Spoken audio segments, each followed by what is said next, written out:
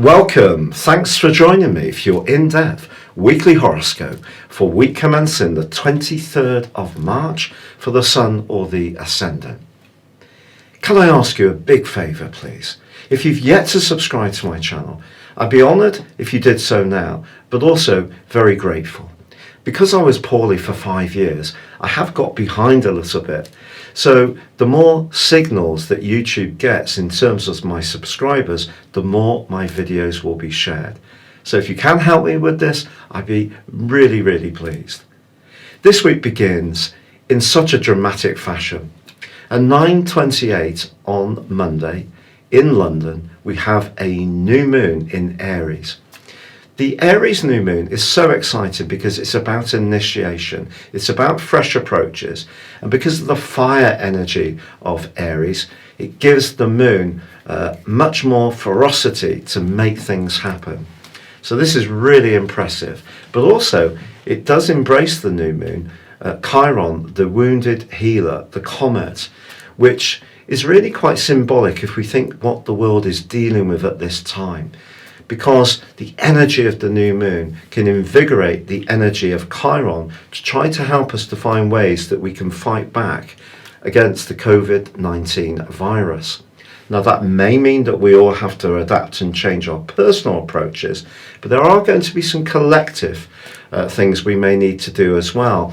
And this new moon's broad alliance with Saturn in Aquarius is brilliant because Aquarius energy is about the group. So Saturn, having moved here, is concentrating our minds on how we need to support and collaborate with one another. However, there is a more testing angle to this new moon, which comes in the guise of the North Node. That notional point, which is very much to do with the emotional direction of travel that we're currently in the sign of Cancer through to the 4th of May. And it's possible that if we do set our intent on this new moon to achieve something positive, it's important that we're not out of sync with our own instincts and emotional needs. So starting something new, we just need to be mindful of our environment and how it feels.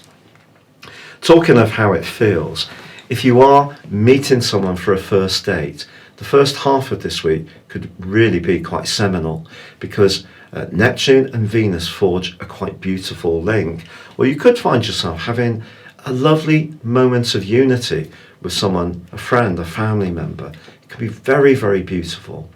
But then in the second half of this week, Venus forges an absolutely wonderful angle to Mars, Jupiter and Pluto. And this can transform all our approaches to relating in quite an interesting way. Because of course, Venus is in the sign of Taurus, which can be about more material instincts. It can be about more sensual matters. So it's all very earthy, this. So if we are attracted to a new approach or a new person, it may be that they're going to bring something into our world which is more substantive.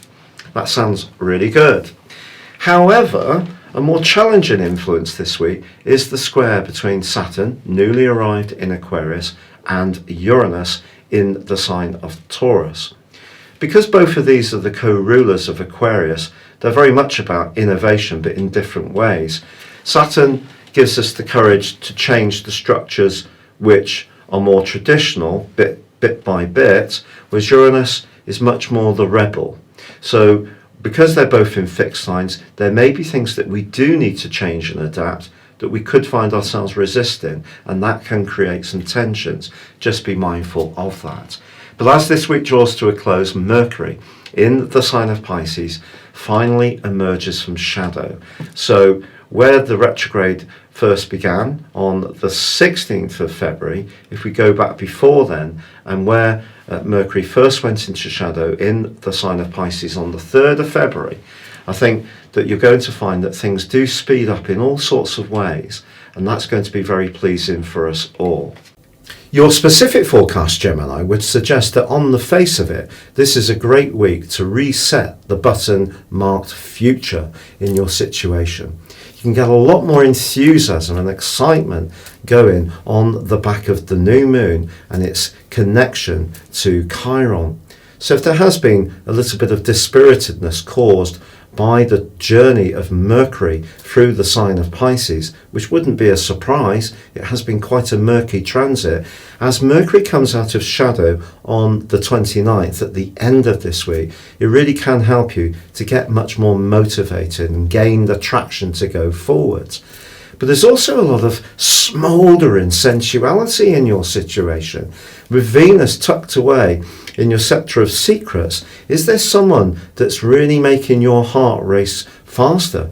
It's possible that this is someone that you've connected with, however subtly, through your work, or perhaps it's someone that you're already seeing, but in a very private way, because of the link between Venus, Mars, Jupiter and Pluto.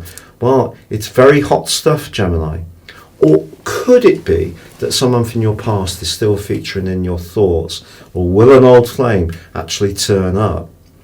If you are faced with that kind of option, I think it's worth asking if you've both actually understood why the relationship didn't work out last time.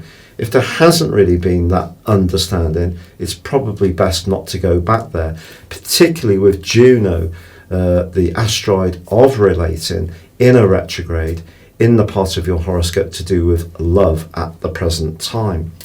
But I do feel that there could be this lustiness, and whether it's something that will be immediately conscious or it creeps up on you, I'm not sure. But also Venus is in the part of your horoscope that's to do with how you muse things. So it's a good time to think about what you'd like in your life. So why not set your intentions in that regard? Now Saturn, of course, has moved into your sister air sign of Aquarius, which is about expansion, the 9th house. But Saturn's not really about expansion, is it? It's more about limitation. But I think it just says to you, if you do want to make some changes, particularly if you're working for yourself or wanting to improve your income, you probably will have to adapt somehow and maybe learn some new skills. But just what you need to learn may stress you a little bit as Saturn squares up with Uranus. But try to stay very positive about what this week holds. I think it is possible that the strains and stresses of the last couple of years around your long-term resources can be improved with that collective of energy in Capricorn. But of course the wider financial network is being affected by coronavirus. We have to be realistic about that. But generally speaking, I feel that this new moon is going to give you a lot more panache and a lot more desire to get things moving positively in your situation. It's been a real pleasure being with you. Thank you so much for having watched your weekly video. As I said before, I'd be so grateful for those subs, likes or comments. And also, if you'd like to subscribe to my monthly astrology magazine and regular mail outs, please click the link below. You can also get your free daily horoscope in so doing, or you can order your 12-month personal horoscope based on your time, date and place of birth. And you get your character analysis with this in a deal where you get 30% off. Or you can choose to have a one-to-one with me personally. Thank you so much.